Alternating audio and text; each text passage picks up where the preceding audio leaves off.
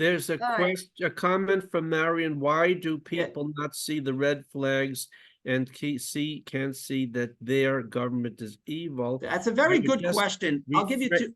Yeah, I'll I give you just two rephrase answers. that to why do we not see the red flags and can't see that our government is evil? So Because I'll give you two. I'll give two answers for that. One is because people don't study the Torah, and if they do study the Torah, they don't allow the Torah to speak to them like I am trying to do. That's what I'm trying to draw out from them. Again, I'm not taking anything out of context. I'm not mistranslating. I'm not cherry picking. I'm simply reading the stories, reading the commentaries, and just explaining how, just bringing out the clear lessons. They're very clear if we just allow it to speak to us. If people just allow the Torah to speak without having an agenda, without trying to force their opinions on the Torah, just allowing the Torah to speak to them, I think they'll be able to see much more clearly. And the second reason is because people don't want to know.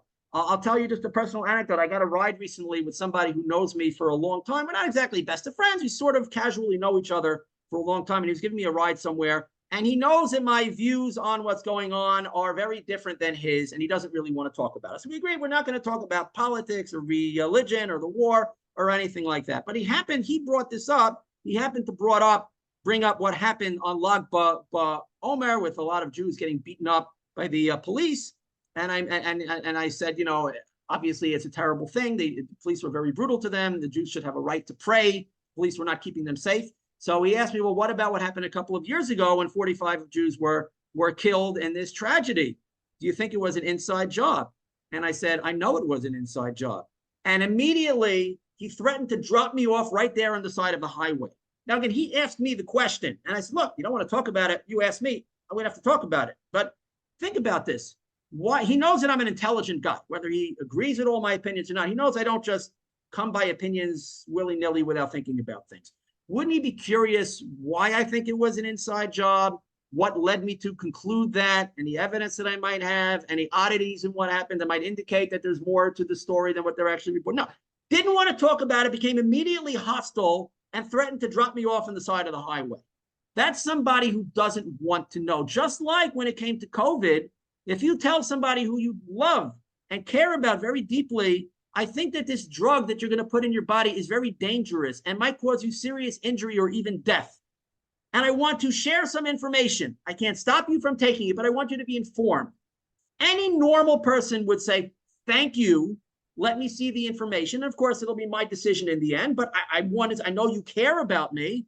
I've known you a long time. I know you're not a crazy person. Let me see they get angry at you. Why would they get angry? Why they get hostile and angry? Because they don't want to know. It's like telling somebody your son who you love so much and you dote on so much, it's the apple of your eye, is actually a homicidal maniac and he's planning to make you his next victim.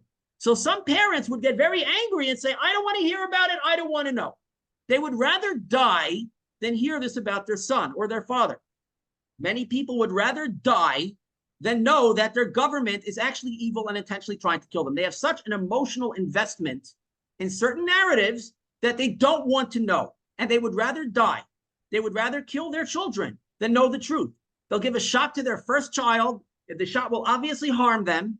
And rather than saying, okay, I really messed up. I didn't know I was a victim too. I was brainwashed. I was misinformed, uninformed. Okay, terrible. I'll do the best I can to rectify it. Rather than accepting any sense of responsibility and knowledge, they'll give a shot to their next kid too. That's the way people are today. It's idolatrous, it's very sick, and it's very deep. If a person is not an honest, humble person who cares about the truth more than everything else, they will harm themselves and the people closest to them and get angry at anybody who tries to inform them just because they don't want to know. They can't live with the truth. That's the real answer.